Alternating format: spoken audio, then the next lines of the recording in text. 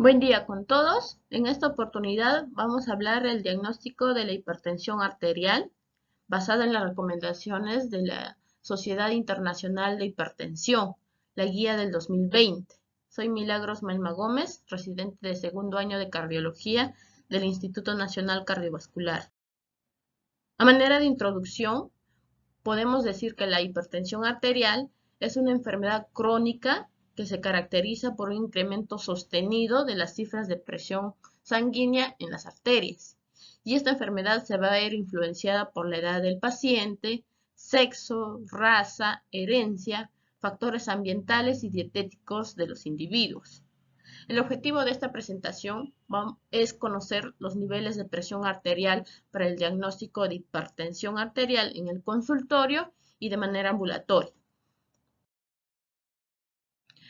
Para eso vamos a definir qué es la hipertensión arterial. Se va a denominar a dos cifras, una presión arterial sistólica mayor o igual a 140 y una presión arterial diastólica mayor o igual a 90. Esta medida en repetidas oportunidades. Hay otro grupo que se denomina hipertensión sistólica aislada.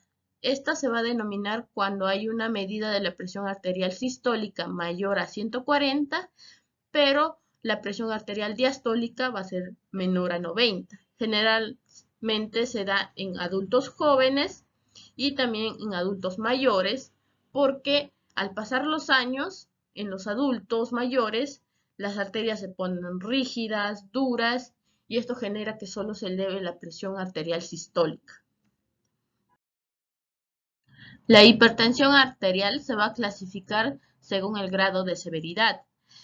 La Sociedad Internacional de Hipertensión lo va a dividir en 4 categorías. La primera categoría es la presión arterial normal, con un valor de presión sistólica menor a 130 y diastólica menor a 85. El otro grupo es la presión arterial normal alta, que va de 130 a 139 y o diastólica de 85 a 89. En este grupo se ha visto que son los que se benefician de los cambios de estilo de vida, como son la dieta, el ejercicio, dejar de fumar, dejar el consumo de alcohol y bajar de peso. El siguiente grupo ya es la hipertensión grado 1, con el valor de 140 hasta 159 de presión sistólica y o diastólica de 90 a 99. Y el último grupo es la hipertensión grado 2, que maneja presiones sistólicas mayor o igual a 160 y o mayor o igual a 100 de presión diastólica. Ahora, hay 3 maneras de medir la presión arterial. Una es en la consulta, el otro es mediante el mapa, que es el monitoreo ambulatorio de la presión arterial, y lo otro es el AMPA, que es la automedición de la presión arterial domiciliaria. Aquí el paciente realiza la medición de la presión arterial. Entonces, según donde midamos la presión arterial, hay puntos de corte, valores para denominar hipertensión arterial. Entonces, la presión arterial en consulta tiene que ser mayor o igual a 140 y o mayor o igual a 90 milímetros de mercurio. En el mapa se va a manejar 3 promedios. El promedio de 24 horas tiene que ser mayor o igual a 130 y o mayor o igual a 80 para decir que es hipertensión arterial. El promedio nocturno tiene que ser mayor o igual a 135 y o mayor o igual a 85. Y el promedio nocturno tiene que ser igual, mayor o igual a 120 y o mayor o igual a 70. Acá podemos ver que entre el día y la noche hay diferencias, que va disminuyendo el punto de corte para denominar hipertensión. Esto se debe a que durante el día se maneja presiones más elevadas y en la noche tiene que ser niveles más bajos y entonces ya pues se disminuye el punto de corte para denominar hipertensión arterial. El otro, en el AMPA, el promedio para denominar hipertensión tiene que ser mayor o igual a 135 y o mayor o igual a 85. Ya, ahora vamos a ver la medición de la presión arterial en el consultorio. Entonces, cuando realizamos la medición en el consultorio, el diagnóstico no debe hacerse en una sola visita. Se tiene que hacer de 2 a 3 mediciones con un intervalo de 1 a 4 semanas entre ellos. El diagnóstico puede hacerse en una sola visita si se encuentran niveles de presión arterial mayor o igual a 180 y o mayor o igual a 110 milímetros de mercurio. Y también se encuentra evidencia de enfermedad cardiovascular, como puede ser un infarto reciente, una enfermedad renal crónica que podría estar en diálisis, o también que se encuentran alteraciones en el fondo de ojo como daño de la retina. Y cuando es posible, tiene que confirmarse el diagnóstico de hipertensión arterial con la medición ambulatoria de la presión arterial mediante el AMPA o el MAPA. Para realizar una correcta medición de la presión arterial, tenemos que seguir ciertas recomendaciones. Primero, las condiciones del ambiente. Tiene que ser una habitación tranquila, confortable, con temperatura adecuada. El paciente no tiene que fumar, ni tomar café, ni hacer ejercicio por 30 minutos. La vejiga tiene que estar vacua, un tiempo de relajación de 3 a 5 minutos y realizar 3 medidas con un intervalo de 1 minuto y usar el promedio de las dos últimas medidas. Luego se tiene que estar en una posición adecuada. El paciente tiene que estar sentado con el respaldar adecuado en la espalda, los pies sobre el suelo. El brazo que se va a utilizar para medir la presión arterial tiene que estar recostado sobre la mesa. No tiene que hablar durante la realización de las medidas. Y también tiene que usarse un dispositivo adecuado. Estos dispositivos electrónicos ya están validados, entonces se tiene que tener un manguito adecuado para la talla del paciente, según la circunferencia del brazo. Y esta tiene que estar a nivel del corazón. Si usamos los dispositivos con auscultación manual, esta tiene que cubrir del 75 al 100% de la circunferencia del brazo del paciente. Y bueno, vamos a seguir también un protocolo e interpretación de los valores de la presión arterial que se encuentra según las recomendaciones de la guía y con un profesional capacitado. Se sigue un plan de medición de la presión arterial de acuerdo con los niveles de presión arterial que se encuentran en el consultorio. Si contamos una presión arterial menor a 130/85, vamos a volver a medir dentro de los 3 años. Se puede medir en un año si estos pacientes tienen factores de riesgo, como son diabetes, enfermedad renal crónica, obesidad, sedentarismo, dislipidemia con colesterol elevado. Si encontramos una medida de 130 a 159/85 hasta 99, podemos confirmar la toma de la presión arterial fuera del consultorio, como son mediante el MAPA y el AMPA. Y se ve que en este grupo hay alta posibilidad de que haya una hipertensión de bata blanca o enmascarada. Alternativamente, podemos realizar visitas frecuentes al consultorio para ver qué nivel de presión arterial maneja.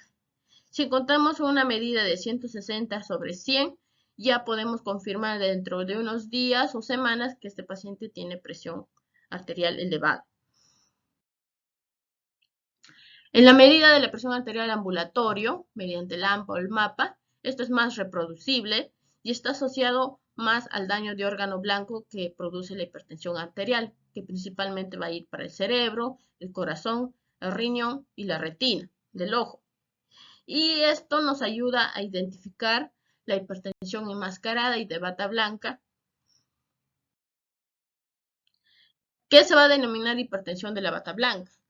Esto va a ser cuando la presión arterial solo está elevada en el consultorio y no está elevada en el monitoreo ambulatorio o en el domicilio. Generalmente se debe porque el paciente está muy ansioso, nervioso cuando va a visitar al médico, entonces se le eleva la presión arterial, o porque vino corriendo a su cita y hizo actividad física, por eso está elevada la presión. En este grupo de pacientes, si tienen un riesgo cardiovascular bajo y no hay daño de órgano blanco, no puede necesitar tratamiento y solamente cambios en el estilo de vida. El otro grupo es la hipertensión enmascarada. Esto, la presión arterial no está elevada en el consultorio, pero está elevada en el monitoreo ambulatorio o en la casa, y entonces estas tienen similar riesgo de eventos cardiovasculares que los pacientes con hipertensión arterial. Puede requerir tratamiento farmacológico para mejorar estos niveles de presión arterial. Ahora tenemos que seguir recomendaciones para hacer una correcta medida del AMPA y el MAPA. Entonces, para realizar un AMPA adecuado, tenemos que cumplir condiciones, la posición, que van a ser igual que en el consultorio. El dispositivo tiene que ser un dispositivo electrónico validado, tanto también para el MAPA, y el brazalete, tanto para el AMPA y el MAPA, también tiene que ser de acuerdo a la circunferencia del brazo del paciente. En el caso del MAPA, el paciente tiene que hacer sus actividades rutinarias diarias, ya que la medida es durante 24 horas, y evitar actividades agotadoras. El brazo tiene que estar quieto y relajado en cada medición. Para tener una correcta medida del AMPA y del MAPA se tiene que seguir un protocolo. En caso del AMPA, se tiene que realizar la medida antes de cada visita al consultorio médico. Se tiene que realizar de 3 a 7 días de monitoreo, tanto en la mañana, antes de tomar los antihipertensivos y durante la noche. Tiene que ser 2 medidas de presión arterial separadas por 1 minuto, previo descanso de 5 minutos. También se usa en un seguimiento a largo plazo de los pacientes que toman antihipertensivos. En este caso se usa 1 a 2 medidas por semana o al mes. Entonces, para poder interpretarlo, se excluye las medidas del primer día. Y si el promedio de la presión arterial es mayor o igual a 135 sobre mayor o igual a 85 milímetros de mercurio, ya se trata de una hipertensión arterial. En el caso del MAPA, el monitoreo es durante 24 horas y las medidas se van a realizar cada 15 a 30 minutos durante el día y durante la noche. Se requieren al menos 20 lecturas de presión arterial válidas durante la mañana y 7 durante la noche. Si hay menos de estas medidas, se tiene que repetir. Entonces, en la interpretación, en el promedio de 24 horas, una presión arterial mayor o igual a 130 y o mayor o igual a 80, ya se trata de hipertensión.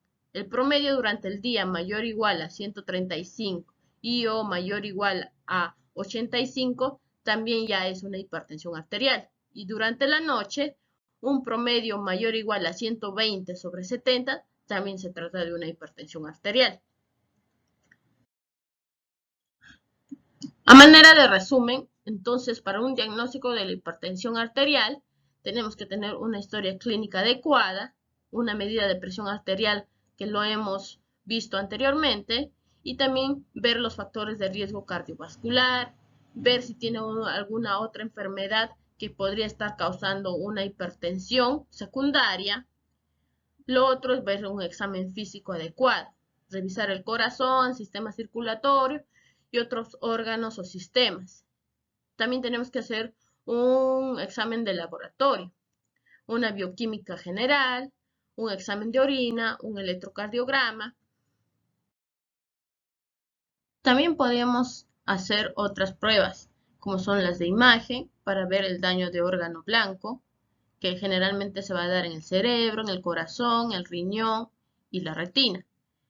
Estas podrían ser un electrocardiograma, un ecocardiograma, que va a ver el corazón. Vamos a encontrar una hipertrofia del ventrículo izquierdo con engrosamiento de las paredes del corazón.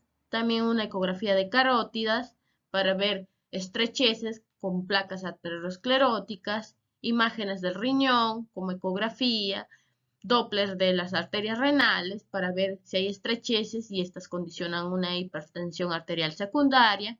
También lo que es la exploración del fondo de ojo para ver el daño de la retina producida por la hipertensión e imágenes del cerebro, tanto tomografía como resonancia, que ya también nos dan indicios que hay daño por la hipertensión. Otros 3 funcionales son el índice tobillo-brazo, que nos va a ayudar a ver las arterias de los miembros inferiores, que también ya pueden tener daño, placas ateroscleróticas, ver el nivel del ácido úrico, un perfil hepático, En el examen de orina ver albúmina urinaria, pérdida de proteínas que ya nos indica daño del riñón y también ver la función del riñón mediante la creatinina. Ya para finalizar, podemos concluir que la hipertensión arterial en el consultorio se define con un nivel de presión arterial sistólica mayor o igual a 140 y o una presión arterial diastólica mayor o igual a 90 milímetros de mercurio medidas en 2 a 3 oportunidades. Y podemos confirmar el diagnóstico de la hipertensión arterial realizando la medición de la presión arterial de manera ambulatoria mediante el MAPA o el AMPA.